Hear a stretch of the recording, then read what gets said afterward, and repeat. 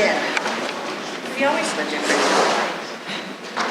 Shelley, I was born in Virgin in an old post office. See? Sarah Spenlove, well, Sarah Hardy, what was her other name? She was married twice. She was best friends to my grandmother, Ruth Maloney, Nelson Maloney. She was from St. George. And she delivered Dallin. And she said, I am done. I cannot do another grandchild. My mother got down on her knees. Dallin was born in February and me in August. She got down on her knees and started crying. But Aunt Sarah, you've got to deliver mine. And she said, one more. So I was the last baby she delivered. I actually came across a picture of the old post office and some photos. And it was a rickety, rackety old shed kind of looking thing. But her post office boxes were set up in her bedroom. So I came special delivery in the post office. I love telling everybody that. But I grew up with Aunt Sarah. She wasn't my aunt. It's called everybody. But most people in Virgin weren't. I didn't know that because if they caught me doing something, they whipped my butt and sent me home and told my mom. That's where I think, yeah, Michelle's going, That's when you weren't sued by the parents. That's right. Some of them, if you whipped their kids, they said, my kid never did that. We all had those in town, right? So anyway, I went to the first grade in Virgin, the old schoolhouse, first, second, third downstairs, fourth, fifth, and sixth upstairs. So my dad got a job in Salt Lake at a molding company. How many of you follow me on Facebook? Did you see my post about my dad? I think so. He's a craftsman. Anyway, had to check that out. He made tabernacle doors, replicated them, and he did 5 of the balusters on the clock on the tabernacle because the church found he was the only one that they could find could make the molding knives in the old-fashioned way to do that. He was a craftsman. So a lot of people in Virgin didn't know that. But anyway, we lived in Salt Lake City for a year. I got measles or something, and so I got held back. So we moved back to Virgin for the 3rd grade. My dad went to Fredonia for the 4th grade and worked in the sawmill, and the school is no longer there. But we lived across the street, and I would go through the yard. We moved back to Virgin in the 5th grade, and Mrs. Hanson, our school teacher, caught me doing the 5th grade and 6th grade work in my little journal. And so she went to my mom and dad and she says, I don't think she needs to finish the 5th, I think she needs to go in the 6th. So I went back in the grade I was supposed to be in.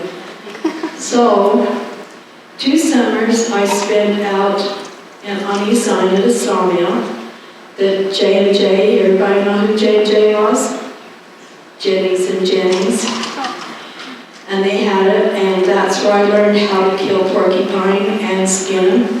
I was 9. I'm a pioneer girl, what can I say?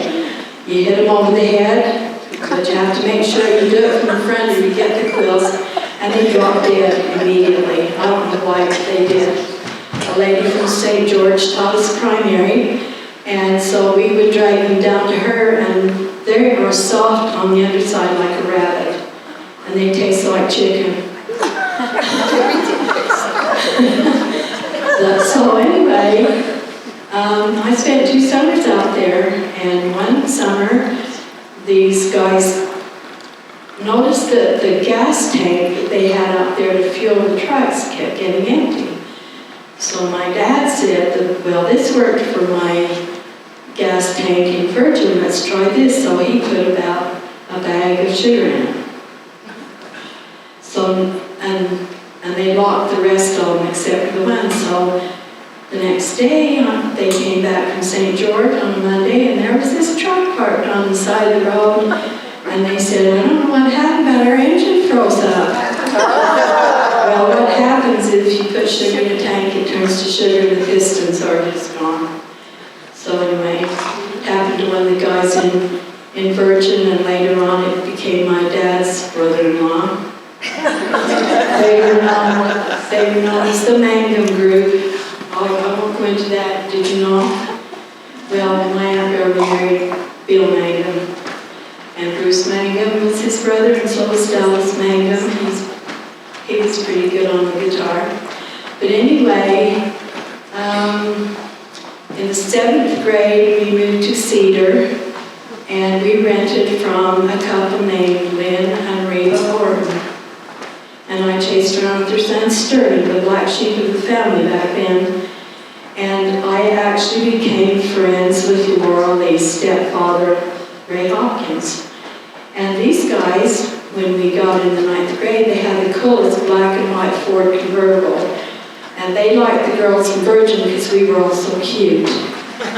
So they would come down and we'd come right up to Springdale and back to Virgin, and they did that every summer for a couple of years. So I knew Laura Lee's stepfather before she did. But anyway, then in the 8th grade, well, the 7th grade, I chased with the boys. I was a tough little snot. That's what they called me, the little snot.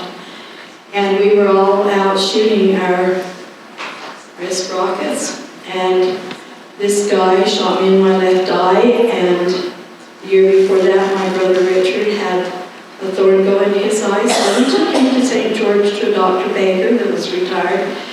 So when this happened, Dr. Prestwich says, "Oh, we got to take her eye out." And my dad says, "No, that's not going to happen." All I saw from Cedar to St. George was black with stars, a cloth over my eyes, and he saved my eye. By the time we got down there, it looked like a little raisin. All of the fluid had gone out of my eye, so I have a miracle eye, I call it. But anyway, we went back to Cedar after, well, I forgot to tell you, after that summer we moved to Kanab, and my dad worked in the molding thing out there, and I was pretty popular there. They didn't know I was a little poor girl from Virgin. So anyway, that next summer we went back up and rented from Lynn and Reba Horton, and we rented her basement. Then the next year I moved to St. George. We moved to St. George. And I was always a runner and a jumper. I loved to run. Can't hardly walk now, but anyway, my dad worked me at J&J. I would walk from 400 South, kill kids nowadays to do that, all the way up to Dixie High. And I loved to jump the hurdles.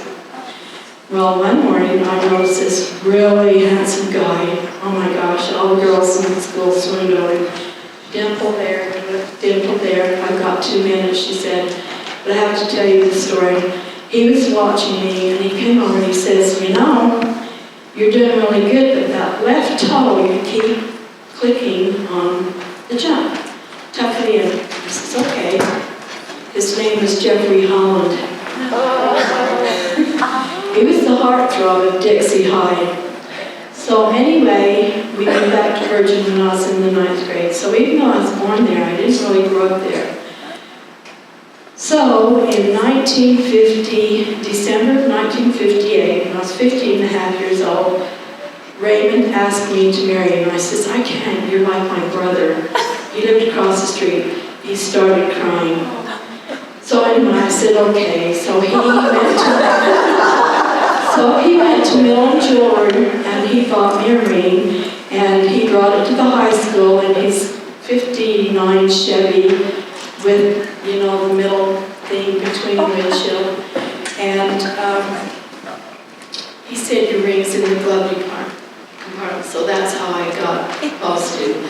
So I said, "Okay." And then he joined the Air Force. And I didn't see him for a long time. I graduated in 61, I was 17. And I was sitting at the sewing machine making me a dress for the 4th of July. We were supposed to get married in October.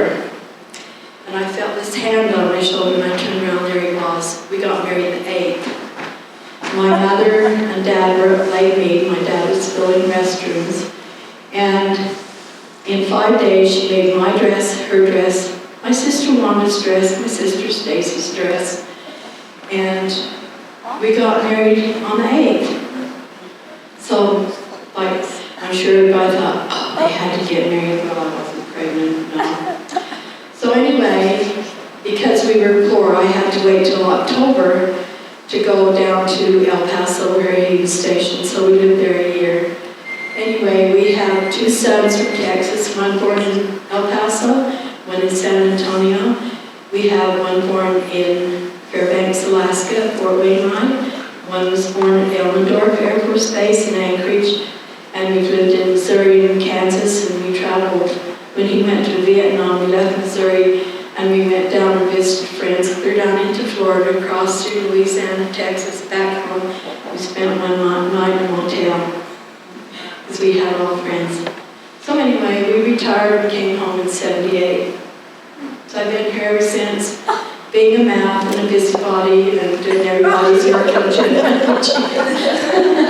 And somebody said to me as we came in, we were talking about sign degrades, so if you want to get signed up, I can help you that too. And Shelly's here. Shelly, get up here and take this mic.